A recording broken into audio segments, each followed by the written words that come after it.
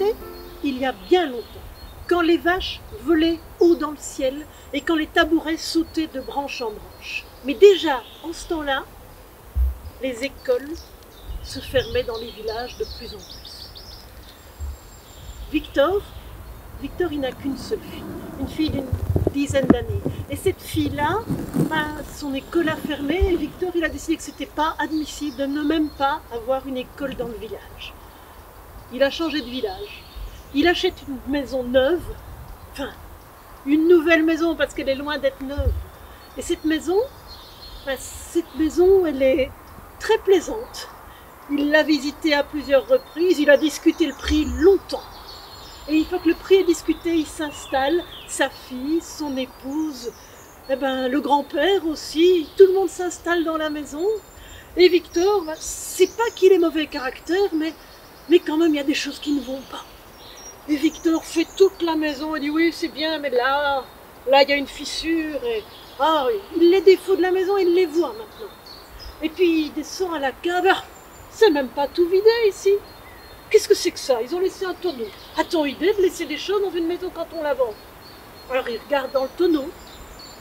Dans le tonneau, il y a beaucoup de poussière, des toiles d'araignée, et il faudrait bien le nettoyer. Un tonneau, il ne faut rien laisser perdre. Un tonneau, ça peut toujours servir. Alors, le tonneau, on peut en faire des tas de choses. On peut mettre une couche de pommes de terre, une couche de fougère, une couche de pommes de terre, une couche de fougère, ça garde l'hiver. Ou alors, si le tonneau il est bien étanche, on peut s'en servir comme tonneau pour la pluie. Ah, Victor, il a des idées. Il aime autant que ce soit les autres qui s'occupent de ses idées. Alors, il remonte le tonneau, mais il appelle sa femme. Hé Marie, viens un peu nettoyer ça. Regarde un peu, on pourra en faire quelque chose, mais il est tout sale. Et Marie, elle regarde le tonneau. Un fameux de tonneau. Va chercher ce qu'il faut. La balayette, un balai, des chiffons, elle se penche, elle nettoie le tonneau. Elle se penche, elle nettoie, elle se penche, elle frotte, et les araignées, tout s'en va. Et puis, quand elle veut donner un dernier beau petit coup, avec la balayette, elle se penche et ploc. Il y a la balayette qui tombe dans le tonneau, ça arrive. Victor, viens voir. Dans le tonneau, il n'y a pas une balayette. Il y en a tout un tas, il les sort, il les compte, il les sort, il les compte. 99 balayettes. Là, Victor, il râle plus du tout. Il dit, le marché, c'est le samedi. Ce samedi, je prends un étal, je vais vendre des balayettes. Tiens, garde-en une, Marie. Et le samedi, il s'installe, les brosse devant lui et il les vend. Pas très cher, 99 brosses. Et à la fin, il a tout vendu. Il a soldé la dernière à 4 € au lieu de 5. Et il a de quoi acheter ce qu'il veut, ce qu'il aime, lui. Ce qui lui fait plaisir, Victor, c'est les belles pièces, les pièces de collection, des pièces en or. Il ramène ce jour-là à la maison une pièce en or.